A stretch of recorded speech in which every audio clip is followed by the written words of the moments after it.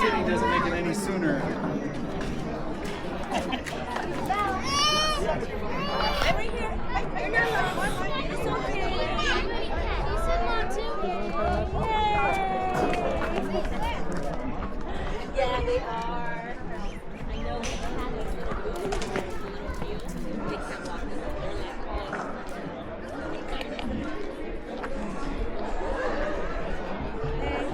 Hey.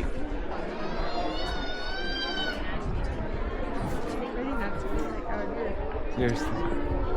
Let's walk down by the kid. I think they're okay. Yep, until someone starts screaming. Oh, we can see them over there. Yeah.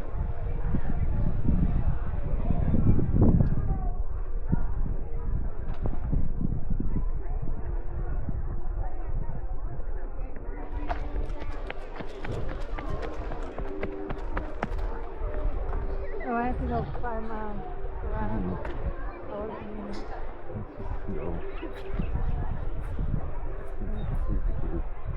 Sorry, video. No.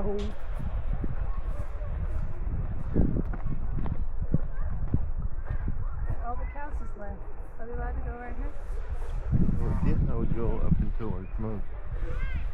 Alright, I want to take a better picture of the cow. Oh my god. Hello, cow. Can you like move over? Excuse me, cow. To make yourself just feel at home, okay? Wander around, take pictures. We've got some cattle in view out here, things of that nature. Just take good pictures. I dare you to take a bad picture, that's for sure. It's a beautiful place, just to make yourself at home. But one of the things I want you to keep in mind, folks, is if you're wandering around and you come to a fence and a gate, do us a favor, don't crawl over that gate. Don't open that gate. Don't go through that gate. Just stay on this side of that gate. Now the reason for it is because on the other side of that gate are critters. And they're livestock. They're not pets. In fact, there's a bunch of bulls out here tonight, some right on around here. And we want to make sure that you stay safe. If you crawl over the fence or you try to get in there with those cattle, it's not a safe thing to do. So we want to make sure that you stay on this side of the gate. If you want to get up there and close and look at him, take a picture, that's fine. But you see that bull right there? Kicking his heels up a little bit, he's fussing a little bit. So we just want you to stay away from them critters there, okay? Don't go walk up to their door and knock on the door. Please don't do that. Now the main reason we don't want you to do it, folks, is because them cowboys, they bite too. We don't want nobody getting bit by a cowboy. All right, that's the worst thing we can do. So just do those things and you're going to be perfectly fine. Now, I'm going to just share with you for a few minutes before we get you inside and get you fed tonight. And we got a lot of things going on. But I'm going to share with you a little bit of history about Paniolo cowboys, where they came from, how it all started in Hawaii, because it's a very interesting story. Now, whenever we think about the cattle business, we think in the 1700s, about mid-1700s to the end of the 1700s, 1793 to be specific, it was very common for travelers to come traveling through the Hawaiian Islands in these big boats, mostly from England. Most of these folks came from England. They would come from England, come through here, and they'd do business with the king.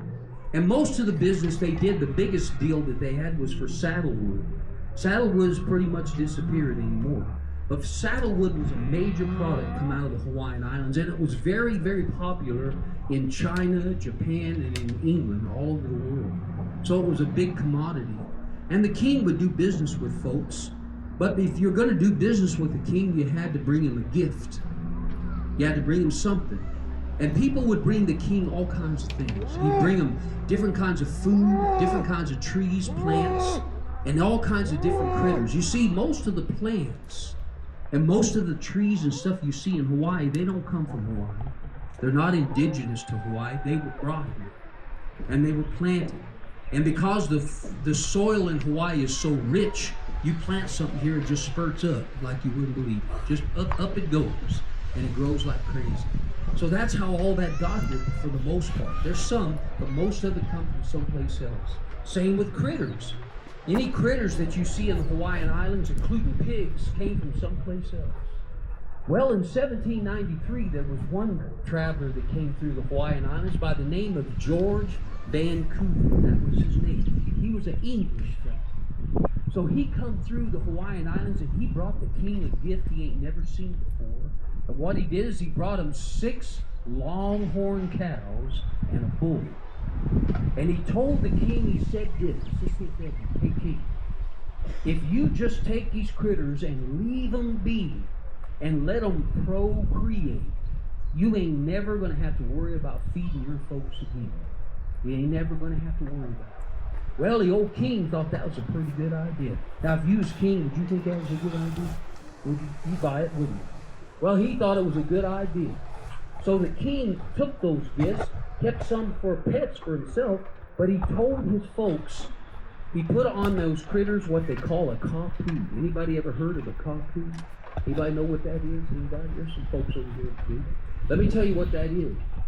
When the king puts a kapu on something, it means this. It means you don't touch it, you don't go near it, you don't bother, because if you do, you're a dead man. That's what it meant. So he put a kapu on them critters. And he told his folks to go out there and build a